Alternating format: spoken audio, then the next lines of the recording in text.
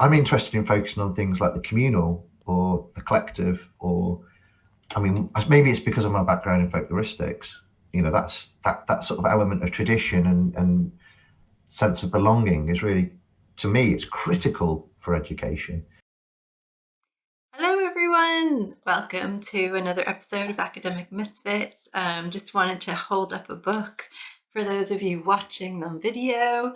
I've got the Academic Misfits Questioned Belongings in Higher Education book out now, edited by my friends that I have met on LinkedIn. I was on one of their podcasts. I was on Sedar's podcast on Dr. Zero on YouTube. So check that out if you want to check that out. But all the chapters are amazing in this. There's not much to tell for the people listening about what's on the cover. It's got dandelion. One of the dandelion seeds is going up into the air. But all the chapters are amazing. Kind of musings on belonging in higher education and people's kind of reconciling of being a misfit in higher education, and how sometimes you have to be a misfit because of the structures uh, and the systems that are made to oppress us. We need to fight them. So sometimes you need to misfit. It is incumbent upon you to misfit. And somebody mentioned that it feels like this isn't something written for higher education itself. It's not meant for academia. It's not meant to be highly cited, high impact um, kind of book. It's really for people to feel like you're not alone in this journey. A lot of us have been through this, and it's not your fault. It's the way that the system has been created, and it's not been created for a lot of us, let's be frank. And hopefully, this book will give you some joy, because a lot of it has, mine is about dancing, and the metaphor through dancing. There's poetry in here, there's songs, there's, redefining leadership, and talking about injustices. So I think a lot of you will get a lot out of it. So I hope that it is a warm hug from us to you. It was a huge labor of love for all the editors and all the authors involved. Um, so yeah, I just wanted to get that out of the way first. And second, I'm going to be talking to Si today. He's from University of Chester, and yeah, you're just going to enjoy this episode. It's a lot about education from the very beginning, because he started out in, working in primary education, like primary schools and or elementary schools in the U.S. And he just talks a lot about how he came to where he is now. And I think, looking back on it, it's a lot of my music journey as well. I wasn't in a band, but music featured a lot. I worked at Warner Brother Records. And so that music and creativity that we both kind of hit upon within the episode is part of it, and was part of the first episode. If you want to go back, yeah, go back to Gina Petanito's discussion with me, where she talks about the Jackson Five and how they were really influential on herself, but also her recovery through cancer, and how she now dedicates a lot of her writing to the creative process around, how the Jackson Five have led her to a lot of realizations in her life. So I feel like this, also this book was a creative endeavor for me. Si and I talk about his music career, and how that's been a creative endeavor, but also within he's a misfit in kind of poking the system and bringing creativity within the research that he does and the impact work that he does in community. So I hope that gives you a lot of, food for thought in terms of bringing creativity, bringing innovation. A lot of academia just gets stuck in fear of, am I doing enough? And innovation sometimes takes a backseat. So I think, if you are doing that work in academia, this is a shout out to you, solidarity. All right, well, go on with the show. Hey, Hello, welcome, Si. hello, Oh, I'm so hello. Thank you excited for to have having you. me. Yay! Welcome to Academic Misfits.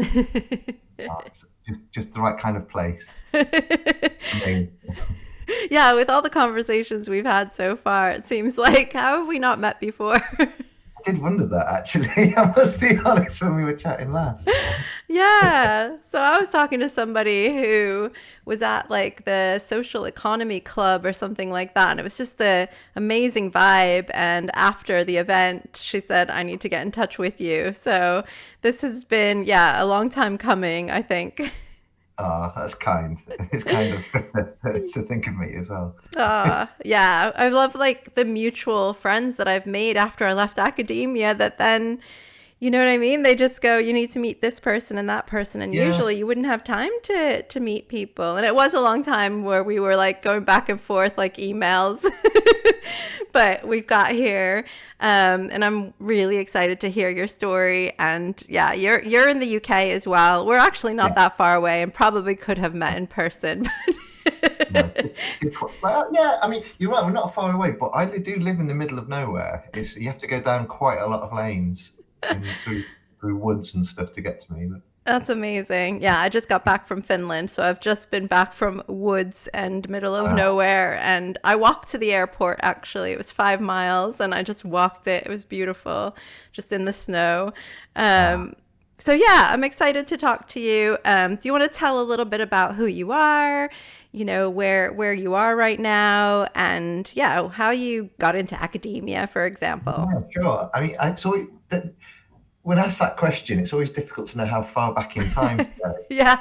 because it never there's not really a beginning apart from the beginning, but that's way too far back. So I think the best way of putting it is that um, although I am an academic, I'm first and foremost a creative practitioner. So that's probably that's the best way of putting it. So I was always a singer. Well, before that I was a poet, but I've always been interested in words and music. That's been my sort of common thread throughout my life. Right from a really early age, Wow. like 4 or 5 years old, I've got a recording of a song that I composed, and then Oh wow. I was performing live like in my like 13, I think was my first proper live gig. So I've always been involved with music. And the other thing to mention, probably because it does have a really sort of weighty bearing on the way that I view the world, is the fact that my I grew up in a very agricultural landscape. My family were mostly dialect speakers, and my dad was proudly and staunchly working class, well as my mum was as well. So I've sort of been brought up with that kind of thinking. Often have arguments with my mates now as to whether I am, obviously, with moving into academia. But yeah, well, Mm, maybe I am. Who knows? I think probably. At least I always say I've got working class values because of the mm, way I was brought up. yes. Um, so so yeah, I'm from deepest darkest Cheshire, basically, and I'm speaking with my best English accent at the minute. Opposed to my Cheshire one. Mind you, you can probably hear a bit of the Cheshire coming through. And that's always influenced a lot of what I what I wanted to learn about and who I've become, I think. So so I did my undergraduate in literature and language, and then I went to do my masters in Sheffield, um, in folklore and cultural tradition. And the reason I did that was because I was fascinated in Cheshire dialect and the way that my grandpa spoke. So I grew up with my grandpa, and he was just so broad. I mean, he could switch like most dialect speakers can, and put on his best telephone voice. But when he was just on his own, or with the family or with friends, it was just Cheshire, and that was just the normal way of speaking. So that's always been an interest, and I've always wanted to understand more about it and what it means culturally as much as linguistically. Yeah. So then I don't know how what have I said so far. Oh yeah. So then I was in the band. From the current band I'm in is the Loose Kites, and that's the band I've been in for I don't know 15, 20 years now. I don't think that's going to change now. Where did you Um, meet? so I met first the drummer in a primary school. We were both teaching, so I've always taught part time for a long time. Mm. because it was just perfect. It allowed me to pursue my other sort of creative interests and needs. And then also because of the summer holiday, we could go on tour. Oh, wow. So which was just perfect. Well, even all holidays actually, but the summer holiday particularly was good because that's when the festivals were. But yeah, the drummer was a teacher, Jai Stark, still is a teacher, head teacher now. Oh, wow. Yeah, Like and then he, suits and then going out and yeah, be. well, he's not. No, he's not really. Neither of us were like that ever, really. I mean, I used to do waistcoats and ties, but that was more out of a sort of a performance of irony than anything else. Just Yeah. because because it was just really curious that people treat you completely differently if you're wearing a waistcoat and if you're not. And I used to wear that out of sort of sardonic comment. But yeah, and then he introduced me to the guitarist Ollie, who'd just broken up. Well, he's a band that he had been in, split up, and the drummer Jai said, "Oh, you should meet Ollie. I think he'd be really good for sort of jamming and that." And we did meet, and wow, it was just an immediate connection. It was just incredible, and still is. You know, like the work that we write, everything that we do together is so. There's such a tacit understanding. It's wonderful. Like we don't need to explain things to one another, and we often second guess what, you know, what was. It's just great. It's a lovely relationship. In fact, the whole Loose Kites family is just great in that regard. I mean, I'm probably the worst of the musicians. In fact, I wouldn't even call myself a musician really. I'm a singer songwriter, but the rest of the group, wow, they're top notch. They really Yeah. are. I always feel quite lucky to be playing with them that they have me. Do they keep you like grounded, or how do you stay with your working class values? Well, I think that's a good question. No, probably not. I don't know. Yeah, they do. They keep me grounded only because there's a huge debate in the group. We're definitely not from the same walks of life. Hmm. We come at politics and values all from very different backgrounds, but that's great. I mean, that's one of the reasons why it's wonderful, and is one of the reasons why you remain grounded because you necessarily have to listen to different views, as we all should anyway, I think. So debates are always really interesting because, you know, we've got people from quite right-leaning views all the way through to kind of anarcho-syndicalist, far radical left views, you know, and everything in between. So there's always wonderful discussions, Mm. you know, and you stand your ground a bit, don't you? You have to you know, try and work out what it is you believe in and what you think's important. I mean, I think the common value or trait or belief, I don't know what you'd call it really, in the kites though, is that we should do good Mm. in what we do. You know, when we try to be respectful of everybody else's views and just do as much good as you possibly can. That's the sort of the driver. And is Purveyors of fine times is yeah. what What was it? purveyors of fine times. Purveyors of fine times. I didn't like that. I don't think I've heard that before. um, so is that what drove you into, or like what guided you into academia? Like So the wanting to do yeah, good, or yeah. so probably not if I'm honest. It wasn't that right. No, academia was just something that happened. I was well, sort of. I don't know. It's a weird one. So I was teaching in primary school, and then I picked up some work in further ed, so teaching music performance, Mm. and did that for about 5 years. And I was juggling quite a bit at this point because I was teaching primary school, further ed. I was running a band and performing, and running the label that we were signed to, Soil Records, Oh, wow. and we it was just getting quite a lot. And then all of a sudden, this chap bumped into me once. I don't know why. I was doing some interviewing for teacher ed, I think, and some professor bumped into me one day. He was like, "Oh, you do art, don't you? You do art." I mean, you really could. It was so stereotypical. Like, and I was like, yeah, I do, yeah. And she said, "You can teach, you can teach." And so I said, yeah. And so I ended up then with another job, which was teaching art and design to primary teachers. But not that that was particularly my forte. add. But anyway, it got me into HE, and then I realised that I was sort of doing too much, but I wanted to sort of rationalise my workload a little bit. And I was also falling out with the education system at this point because it was changed. Even in the short period of time that I was teaching in primary for say 10 years or so, 12 years, um, the way that it was changing, um, to my mind, was moving away from what I thought education was. It was becoming about inculcation rather than education. And what year Um, was that about? that would be probably about 2000. I'm guessing really here, but about 2012, I think, Mm. about that time. Well, So I'd like, been teaching since about 2002, four. and then I can't 2008. make it the years, but yeah. Yeah. And um, 2008 is when the market crash thing happened. And then 2000, because I got here in 2007 to the UK.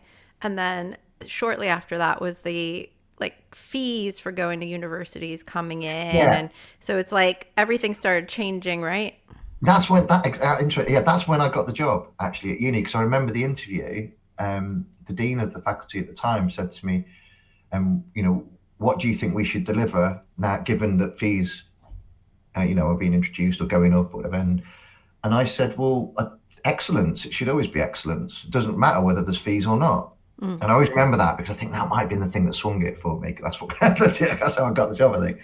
But Universities love that word, don't they? Like excellence yeah. has it in Oh, it everything. does. Yeah, yeah, I was just definitely. talking to somebody on LinkedIn about that as well, because they have this organization called Positive Academia, and she was saying that, yeah, like excellence in the way that it's measured and everything like this has Yeah, yeah, that's the problem, I always think. changed as Yeah, well. But it's a good like name drop thing.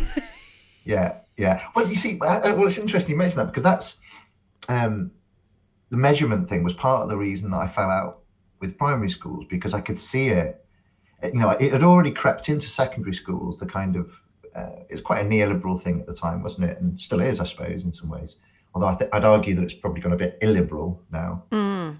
Um, but it was all about impact. It was about measure metrics, and that what for me that's just not. You can't measure education in those ways. Not if you're serious about creativity, for example, Mm. or understanding culture and one's place in the world. These aren't metric driven, So, Yeah. and I've never been very outcome driven either, by the way. So I'm much more interested in process than product. Mm. Um, so yeah, so I fell out with primary school, and I got into HE, because I thought to myself, well, if I can either stay in primary and I can make sure that 30 children in my care have a really holistic, well-rounded education, which I love doing. I really did love that part of my life and that part of my job. Or I could move to HE. I could teach 100, want to be teachers.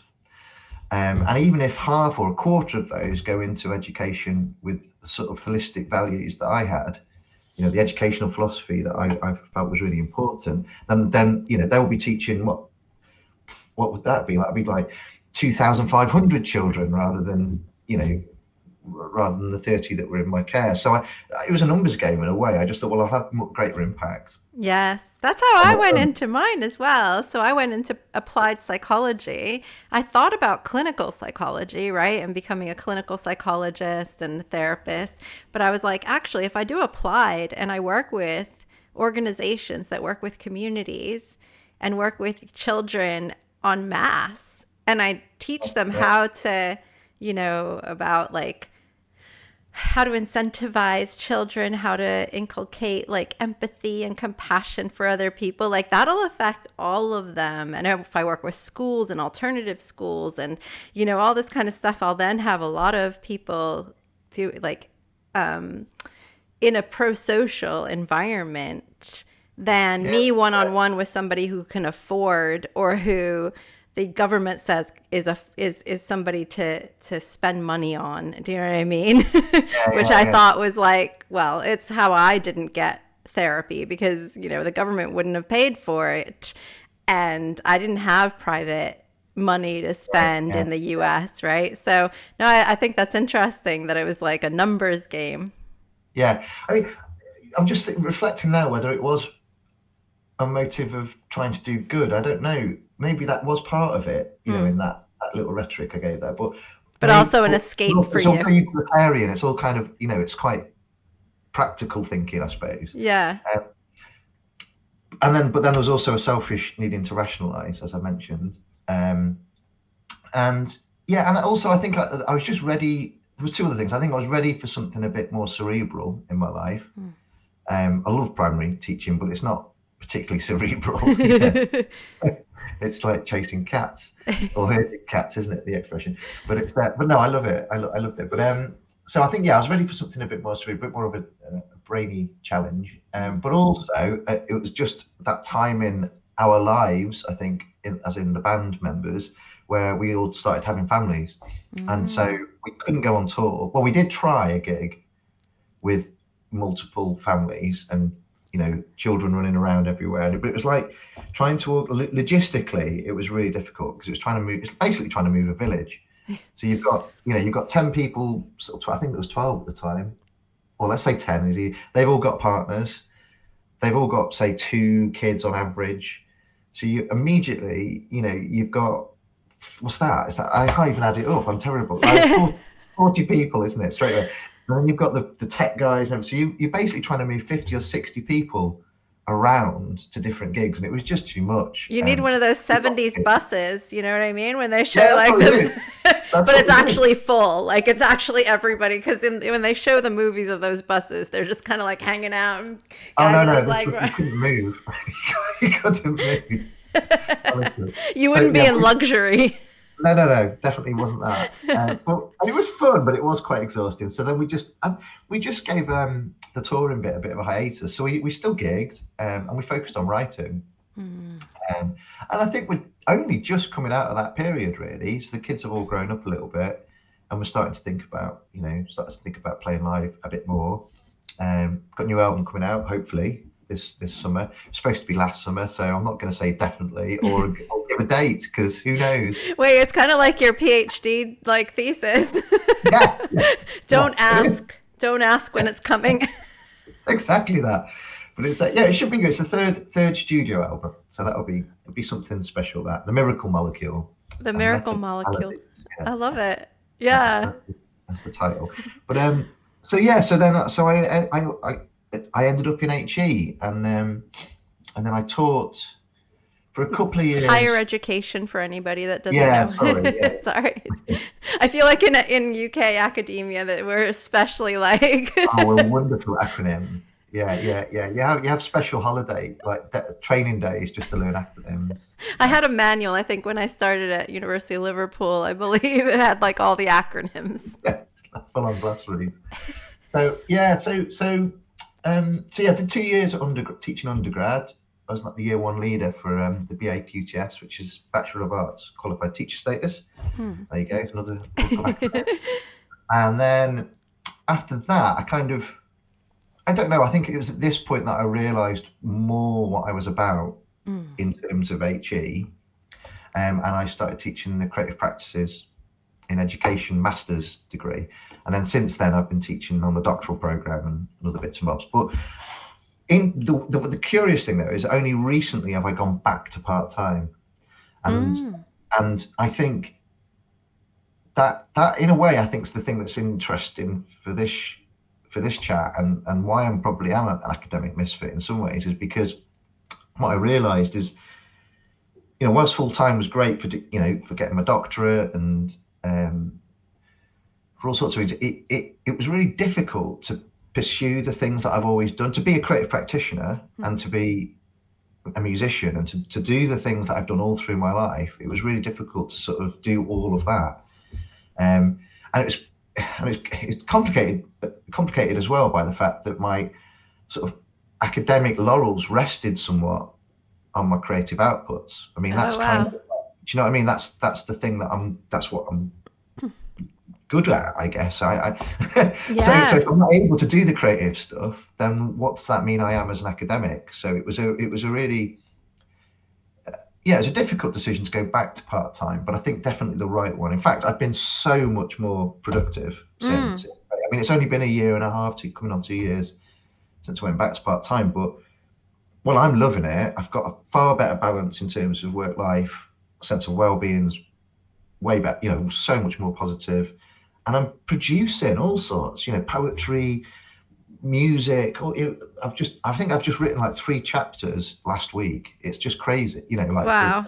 publications. It's great. I'm really, So I've is got a the better. reality that you're working, because it sounds like part of your academic work or academic adjacent work is done when you're not being essentially paid to do the work. Is that right?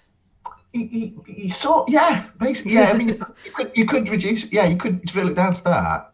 I mean, but I think it's another income stream. So Yeah. it's not that I'm not getting paid. I am getting paid. It's just not by the uni. Yeah. So I have to be. It's quite a difficult line to walk because, Yeah. of course, there's all those questions of proprietorial Mm. copyright types. Is it the unis? Is it not? So I've had to work that out quite clearly. So, for example, I do. Oh, I don't know whether to get into the gardening stuff yet, but That would be interesting actually, because I bet a lot of people listening to this are like, you know what? Like I've had people who've started a chocolate business. I've had people who now do like wedding celebrant work. Like oh some people wow, are, yeah, just creating their own way of living that is, some of them yeah. aren't Well, right. I mean, that's exactly forced. what Yeah. you've hit the nail on the head there. That's exactly what it is. It's about trying to create the kind of life that I want to live, and one that I feel that I'm giving in a way that I keep my integrity. I'm not compromising who I am and and the values that I sort of hold, Mm. just for corporate whimsy or Yeah. um, I don't want to speak bad. I'm not mean. I don't speak ill of the uni there, but it's just. But as a sector, it's the way it's like Mm. it's a business. So Yes. it's how it works. It's happened everywhere. Like in Puerto Rico, Yeah, I've seen like the way that academia has changed there as well, yeah. and yeah. Oh, 100%. Yeah, I mean, well, that's interestingly, that kind of metric, measure driven, outcome driven stuff that I saw creeping into primary schools, which had already firmly embedded in secondary schools, incidentally. It's really got its grips into HE now as well, which I don't know. I'm not convinced it's the right thing for the sector, but Mm. I understand why it's done. It's very difficult to argue against those kind of like neoliberal values of efficiency and Mm. productivity. Because of course, we need those things, but it's what you lose. I think Mm. is the problem when you sign up to that, and I think that's it. Probably that is actually something that I write about, something I'm really interested in Mm. from a cultural perspective. But yeah, so just to sort of bring in the gardening bit, then. Yeah. So it was during lockdown. I've always been a gardener. I've always enjoyed growing um, things. Partly, I think, because in my youth I was a chef in Germany for a year or so, Mm. and I was really interested in curious ingredients and trying to find things that I could use in my cooking. So when I came back to the UK, I got an allotment, and I was growing all sorts. If it was an unusual vegetable, I would be growing it. I was really fascinated by all things um, edible. and That's amazing. it was wonderful. It's a wonderful adventure. I love it. And so then my wife's an artist. She had a studio out of town. I had the allotment. We had things everywhere, basically. And we were like ships in the night because we just never were in one place together at one time. And we just thought, you know what, this needs to change. So I won't bore you with the long story of it, but basically we moved back out to the sticks, which is where I'm from. Having sort of decided, I never thought I'd get back out here because it's Oh wow. expensive to live in Cheshire. It's not, like in the sticks. Um, and having grown up there, I was really sad that I would never get, because it's those problems with like gentrification and all that kind of stuff. It just meant that it probably wasn't going to be likely. But for one reason or another, anyway, we managed to make it out here. So we've got a little cottage that we live in. It's not nothing big and fancy, but it had a bit enough room for me to grow, so I could give up the allotment and I could grow at home. And then my wife has a studio as well where she can make. So I was sat down, but so to sort of like get you into the Mintopia thing. So you know what Mintopia is. So I was sat down on the bench one day, patting myself on the back, basically, on having a cup of tea and looking across the garden, you know, like the king surveying his land, and just feeling really, really, really pleased because I was like, oh, there's some, you know, there's that funny, I don't know, Himalayan honeysuckle over there. That's lovely to take in. And I was, you know, and oh, I know the Latin names for them as well. And the do. Really just like congratulating myself, basically, on my own. And then I realised that while my knowledge was quite broad, it was actually quite superficial. I didn't really know a great deal about any particular genus or anything like that. So I thought, right, okay, I'm going to remedy that. So I chose mint because it's just easy to look after. You know, it tolerates neglect, and it's functional because the whole garden does feed the kitchen. You know, and so I needed something that was going to do that as well. And I decided just to find out as much as I possibly could about it, about mint. You know, and oh, it's crackers. So I didn't expect what happened. I really didn't expect what happened. After a year, I had 10 different types, which is not really much. Not many, sorry. And then after about 2 years, I had about 50. Oh, wow. Some years on, I've now got 197 types of mint. Oh my gosh. It's crazy. You know, most people are like, oh, really? I thought there was only 3 or 4, you know, and on this, it's the variety is insane. And I'm still collecting. It's nuts. They're like, some are like 4 meters tall. Some are got tiny little leaves. Wow. And it was really just an adventure into the depth of knowledge that one can have about a particular thing. That was what it was. It was like doing a PhD all over again. Yeah. But I don't know. But then it just span out of control in a way. Well, not out of control, but just became so much bigger than I ever anticipated it would. Gardener's World got in touch. I ended up on S4C, which is like a Welsh TV channel.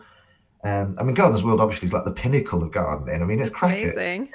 And then number of podcasts, and then what happened is I realised, oh, hang on, gardening is a creative practice, and I thought, oh, and this takes me back to what I was saying about that fine line between what's the uni's and what's mine, you know, and like where, because as a full timer, I felt everything I did really was, you know, was the unis, and that's fine. I have no issue, but I wanted to try and make a business out of it, and it was tricky, and I didn't quite know how to do that. So anyway, part time was the answer.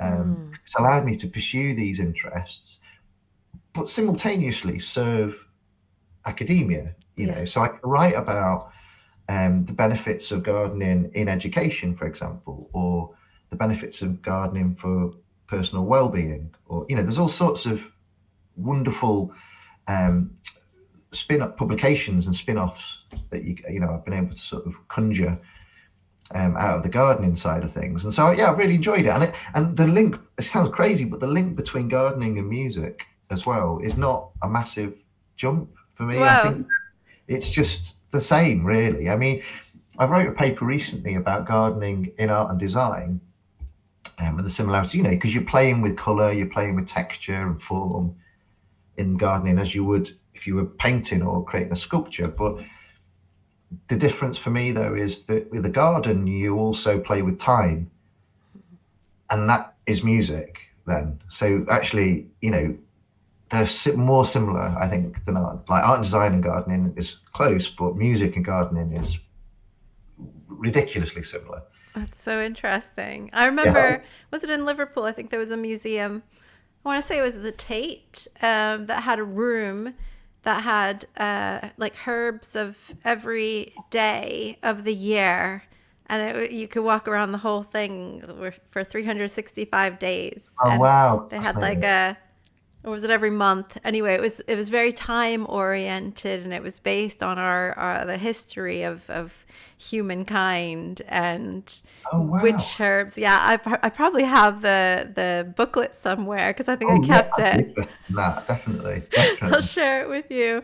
But yeah, it's really interesting, and the idea of like intellectual property, but also like, a lot of universities are about, at least when I was at UCLan, University of Central Lancashire, they were very much about having a commercialization or an enterprising Yeah, arm to it. yeah.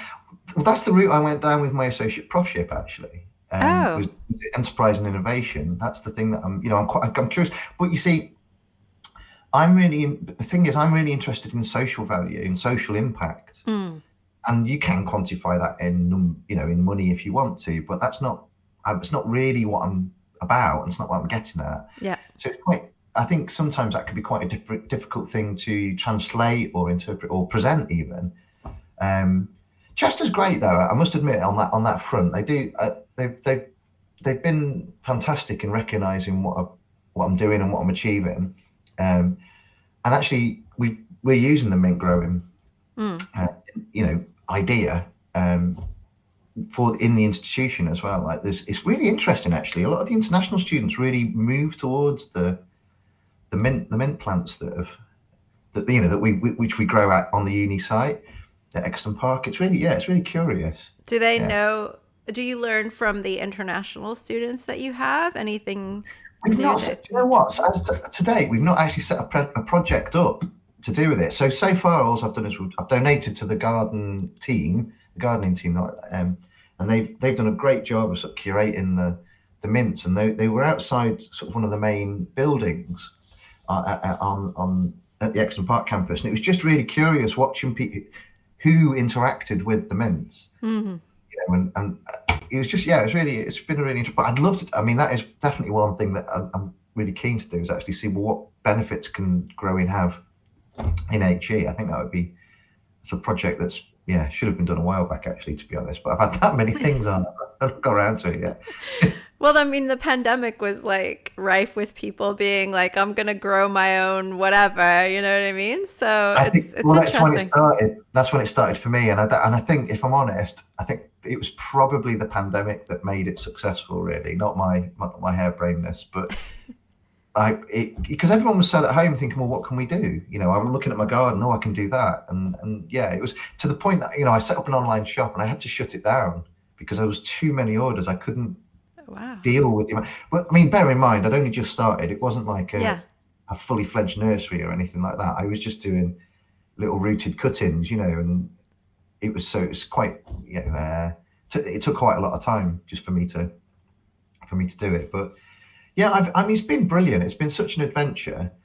And it's great that I've been able to find this balance between the practical, um, sort of embodied knowledge kind of approach to my work, which I needed. I mean, I had that in music, less so in recent years, as I've explained, because everyone was doing families and stuff. But then to find gardening as a way of doing that, and then alongside that, to have that uni part of my life, which keeps me engaged, like intellectually and cerebrally, and hopefully, I'm able to pass some ideas on to students that are of use. Mm. So there's just a lovely marriage there, and I find it, it's really cool. But it is difficult. But as I say, it is difficult. It's not an easy. I don't think it's an easy marriage. Yeah. But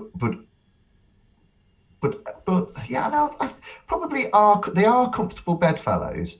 But I think, as I say, I think the tricky bit is drawing the line Mm. so that everyone's getting what they need and everyone's happy, Yeah.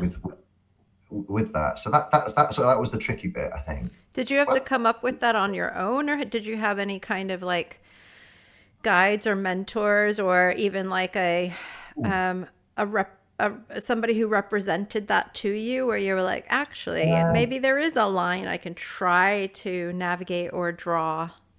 I that's a good one. I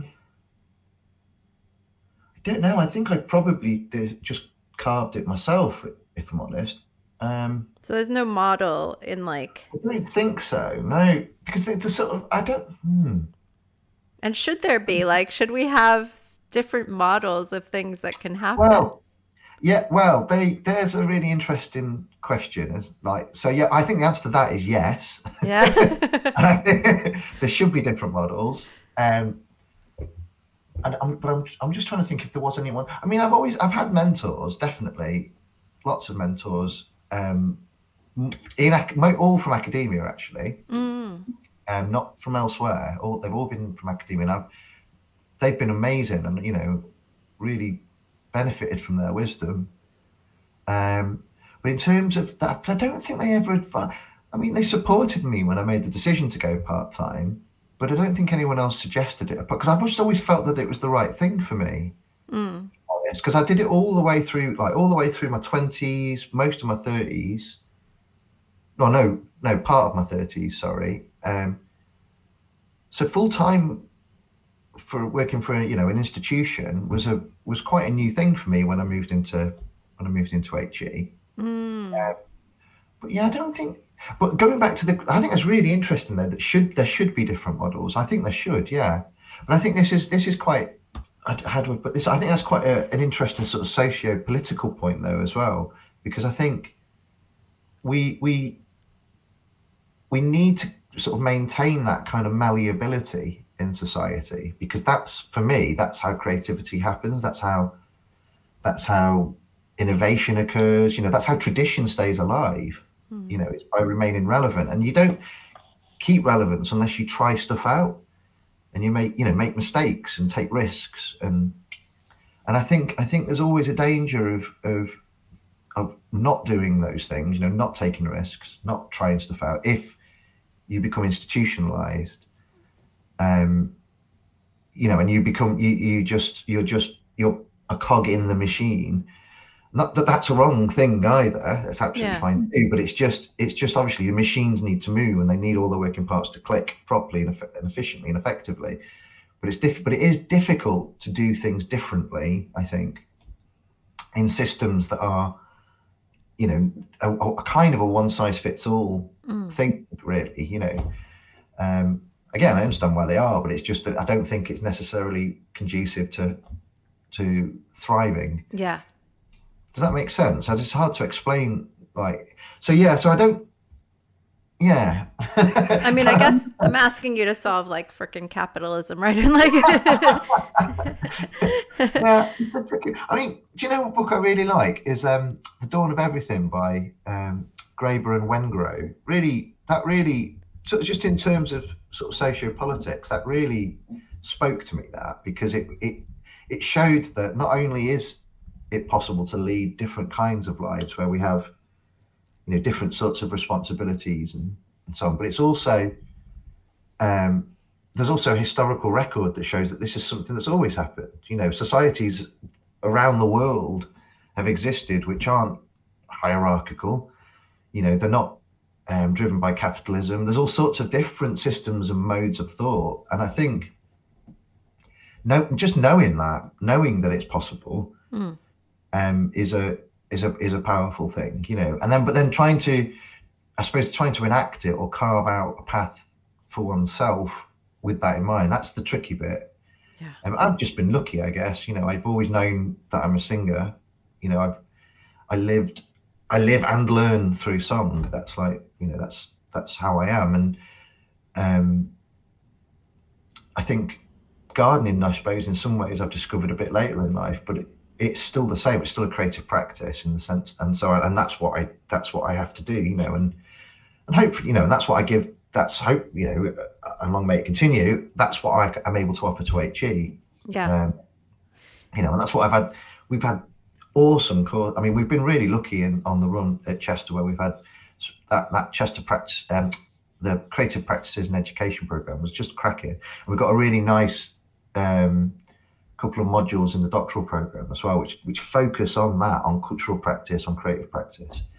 But And has that been kind of like your mint? Have you kind yeah, of yeah. collected different perspectives and maybe become more interdisciplinary along the way and brought in more people from, because you talked about well-being and things like that. I'm wondering, like, are you doing more So branching out?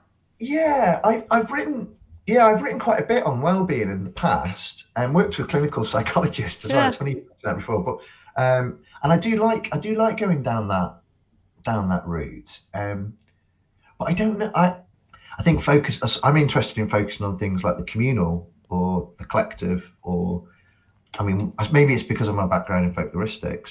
That sort of element of tradition and sense of belonging is really, to me, it's critical for education. And I don't see that we tackle that so Mm. much really. So anyway, your question was about the interdisciplinarity. So that's probably where I am focused on interdisciplinarity. Actually, it's the intersection between folklore and education. Mm. That's what that little hotspot I'm really interested in. I find it really curious. Yeah. Um, How does that manifest for you? Like, I'm curious of the folklore and education. that's tricky to answer. It's about having less formal pedagogies. I think that's the that's how it manifests. So I'm interested in, like, well, how do we learn otherwise? I mean, in one of our previous chats, we talked about Edu-Punk, for example. I'm really interested in learning, like, well, how do people learn? What, and that bigger question, like, what is education for? Mm. I think they're really critical questions, and if we don't ask them at the beginning of a journey into education, we quite easily end up just, in a kind of rote, uncritical fashion, just doing what we're told, and I think that's a problem. Not necessarily because I disagree with what's being told, but I think it's a problem because what we know of tradition, for example, is that unless it changes ever so slightly with each generation, it loses its relevance. And I think if you've got that kind of solid rote approach to things, which I think we did slip into in the last sort of decade, Mm. that it starts to become very irrelevant to young people. And I think that's a problem, like not just for education systems, but for society as a whole as well. So yeah, in terms of how it manifests, it's about trying to understand how different pedagogies might work, in different contexts. So it's not just about schools; it's about, I don't know, Cub Scouts, or I don't know, brass band in the village hall, or wherever the allotment. I learned so much from fellow allotmenteers. I got a real education, well, on the allotment. But it's not necessarily one that you'd find in a school. Do you see what I mean? So, Yes. but I'm interested in, like, what can we take from those experiences? What can we take from those kinds of pedagogies, which would be useful and beneficial for that more formalized structure of an education system? Mm. So, for example, a good example is I've been involved in a really interesting network over the last couple of years, which is called the One by Walking Network, and it's looking at how do we use walking in different contexts. And it's a very interdisciplinary team that's looking at this. So we've got folks that are in sports science, we've got geologists, geographers, educationalists, and thinking, well, how does walking fit, into your paradigm or your discipline? It's wonderful the things you learn off of I mean, that's what it's all about, surely. And Yeah. I love that sort of stuff. It's fascinating. Right. People always talk about silos, don't they, in HE? Yeah. Like one of the big things. Yeah, I think maybe to an extent that happens, but well, yeah, it definitely does happen. I, but I, but I don't. But I don't see why it has to. Like, I don't know. It's only that academics don't have to do that. Mm. They can just, like, ring up a dude in geology and go, "Hey, you know, I'm wondering how your discipline and mine might fit or not, or there's Yes. the world's out there." Yeah, Um, before I left, I was making connections with people in music because of the kind of like music psychology. And I was working with capoeira, which is a Brazilian martial arts.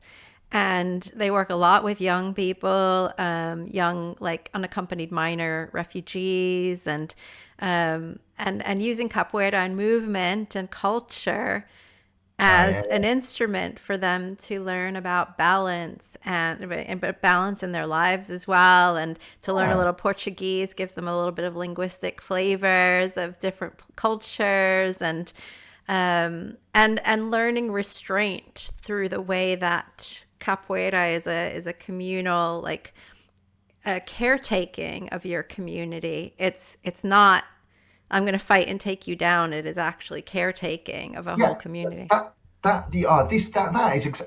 the stuff that I'm really interested in. Yeah. So when you describe that, then that's exactly the stuff I'm See, interested we would in. have been working together. Let's stay in academia. 100%, We should yeah. be, actually. We should be.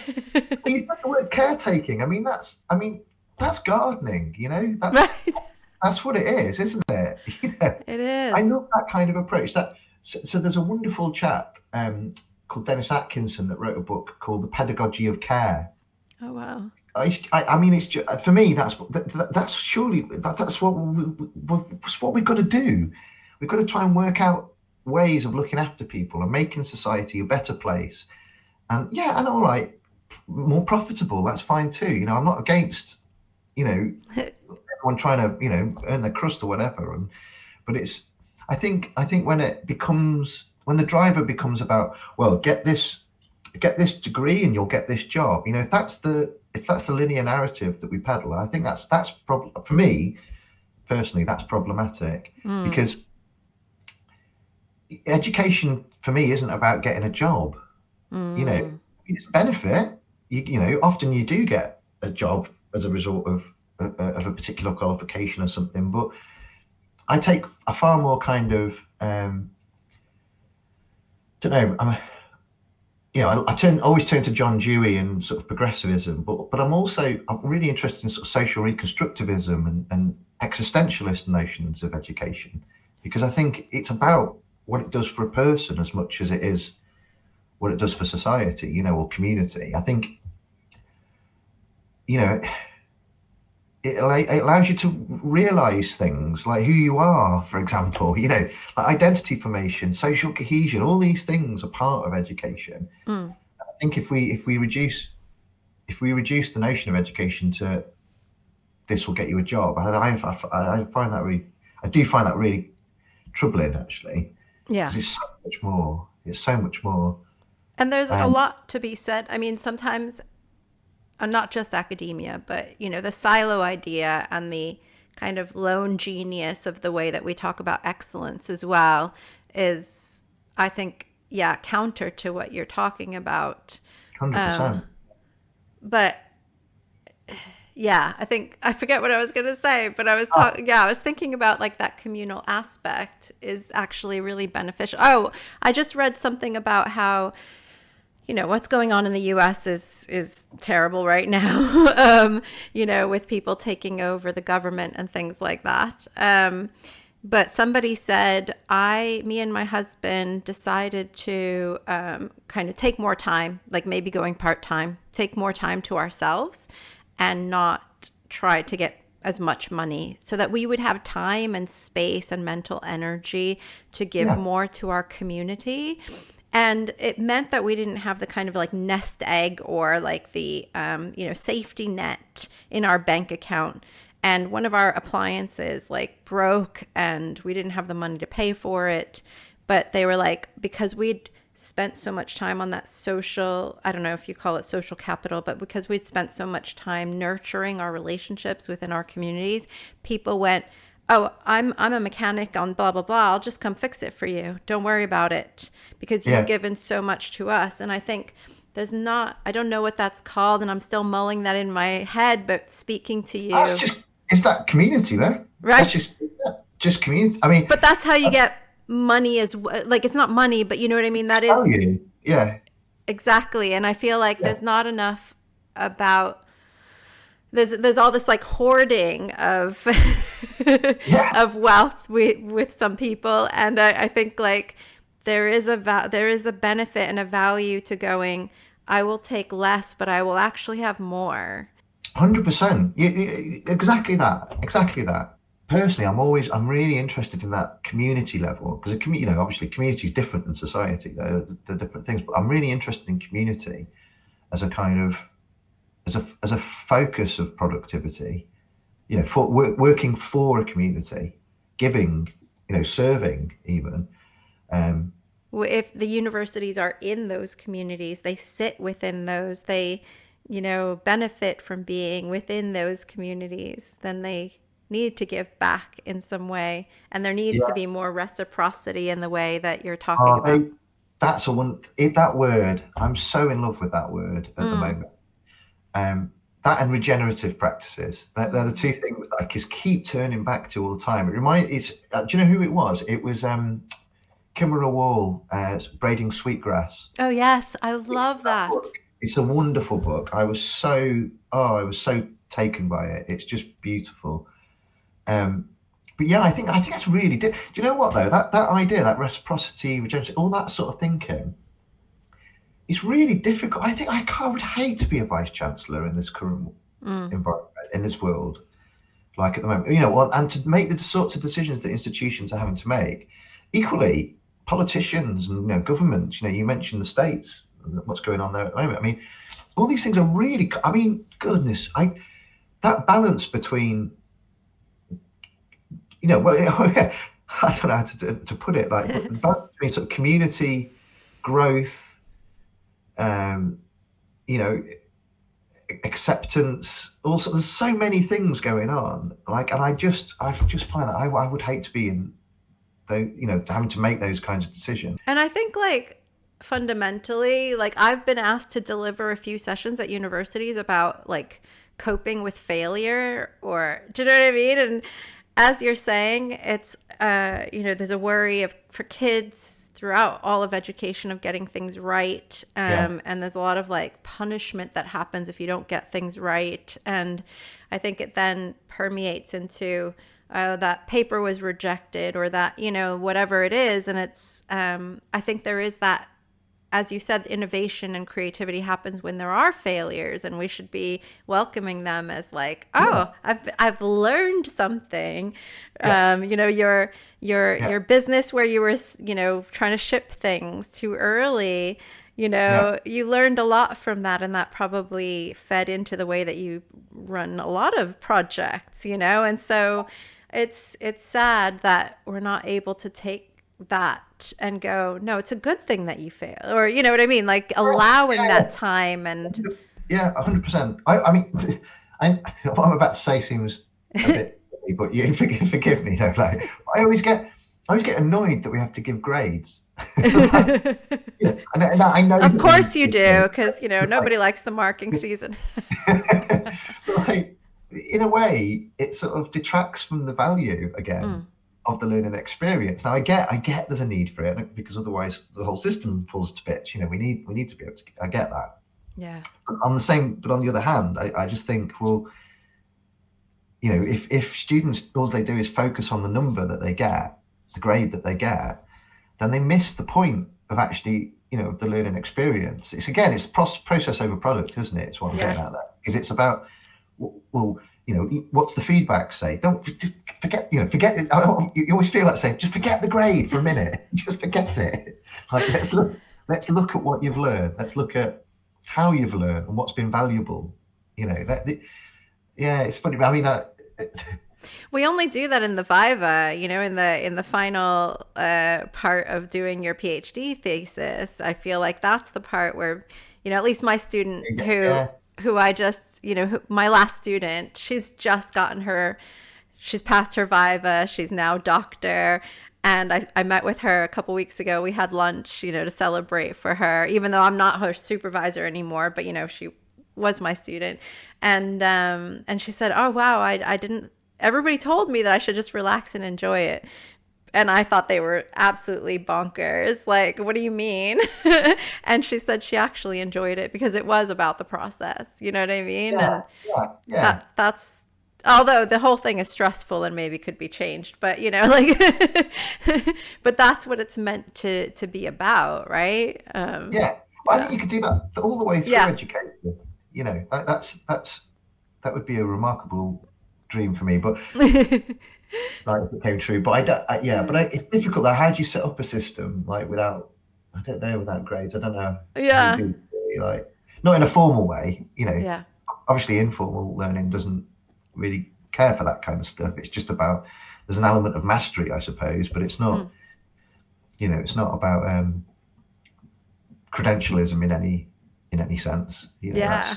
That's like a very well. I wonder, because it's a bit like that. And you could go down that sort of marketisation of education Mm.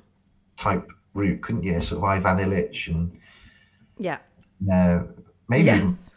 maybe even Freire, and that kind of pedagogy of Yes. oppressed type thinking. Um, you know, it, yeah, it's tricky that because if you go too far down that route, then education becomes completely irrelevant. Yeah. Actually, completely irrelevant, and it's those sorts of things that scare me. Mm. I must be honest about the direction that we could head in as a society. I think there's so much more room for I don't know innovative thought around education. Mm. Maybe we'll get there though. I mean, things are always changing, aren't they? I mean, we've certainly gone through a period of that has uh, become a bit. How do I say it? Like a bit? We've had a bit of a sort of paint by numbers period, I Mm. think. Yeah. You spoke of resilience a moment ago. Learning to take failure. I think that's been something that's been eroded actually by the amount of scaffolding that we put up.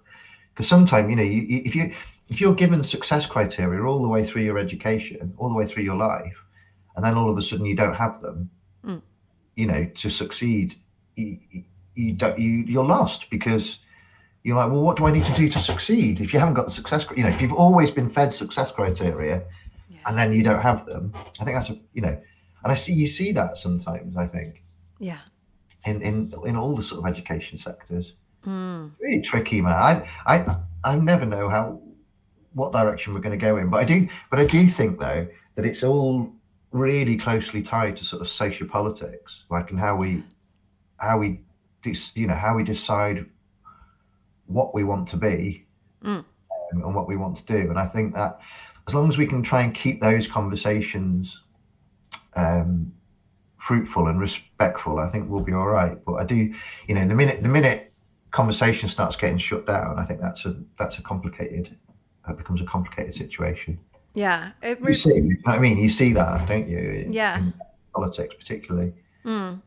I mean, it all comes back around in a full circle of like, what's the values, or what, like, what's the purpose of education, and building from there, rather than being directionless and following, yeah, the money, or what people need to increase their corporate, output, and really about the process versus the Yeah. product. So I love all the things that we talked about this time. We talk about what's on your music playlist. What is valuable to you there? So I'm really fortunate in that I sing, as I mentioned already, all the time. I sing in a folk club just down the road in my local actually as well every two Oh, weeks. cool. And the trumpet player in the Loose Kites also is playing guitar at the moment, and he introduced me, which I feel ridiculous about actually, because I know this artist really well, and I've actually seen him play a few times. But Richard Thompson, his name Yeah. is a real English folk legend, and yeah. But so he introduced me to this tune called Beeswing, which I'd never heard Oh. before, and I just love it. I don't. It's so. Oh, I don't know. It's so romantic. I think that's probably why I like it so much. But it's a story about a relationship and the bloke's narrating in the song about this lass that he once had a romance with, and she's just such a free spirit that he was unable. They couldn't. They tried to settle down, and it just wasn't working because she just needed to be off and away. Just something so. It's such a beautiful song. I mean, it probably like it gets me nearly tearful when I hear it. It's such a nice song. So yeah, definitely that. At the moment, That's that's it doing it sounds like for a me. very good liberation creative song. It is great. Well, we started off the folk club as a way of trying to explore um, oh, how did we put it? Protest songs. That was it. I was really Mm. interested in protest songs, like through the ages. Chumbawamba did a awesome album called English Rebel Songs, for example. And there's quite a lot on that. And I was just interested in learning about the different things that people have protested about, through history. And it's since moved on from that. That was just that's what we started off. Yeah. But we're doing all sorts of pop classics and all sorts now. But it's been really interesting. It's been really, I've really enjoyed it. And of course, the folk music scene's littered with, well, I shouldn't say littered because that sounds like they're a nuisance, but they're peppered, maybe, yeah, Yeah. peppered with, Flavored. yeah, with protest songs all the way, from like 1300s all the way through. It's like it's just Wow. really incredibly rich heritage there, and from all I'd like sorts to of hear some culture. 1300s. Oh yeah, there's some of them are cracking, honestly. I mean, the thing that I think the thing that gets me about them actually, and this sort of links back to what we were just sort of finishing on, was that there even in the UK, there are so many different cultures, and so taking that kind of one size fits all approach to education Mm. is never gonna. It's not. You're always gonna disenfranchise someone if you take that approach. You're always gonna, you know, not recognise somebody else's cultural heritage. And I say that, you know, um, about I don't know, country folk from Cheshire or country folk from Rutland or country folk from Somerset, wherever. Mm. There are slight differences in the way that people work and the way that communities operate. And I think through a sort of folkloristic lens, you recognise that. Um, but through a kind of any kind of nationalistic lens, it's always going to be complicated because you're always going to butt up against those ever so slightly varying cultures. Now, obviously, to try and get everybody on board is the aim, but I don't think you do that by ostracizing them. By suggesting you need to be this, otherwise you're not in the club. I Mm. don't. It's tricky, but and you see that I think through the various narratives of folk song, you see people feeling like they don't agree or they don't have the voice or the agency to say, oh well, actually, I think it should be like this. You know. Yes. So I do think, but I mean, I don't know. See, I am optimistic though. I'm Yeah. optimistic Yeah. because I think that society has started to listen. There's definitely movements. Institutions are really interested in student voice.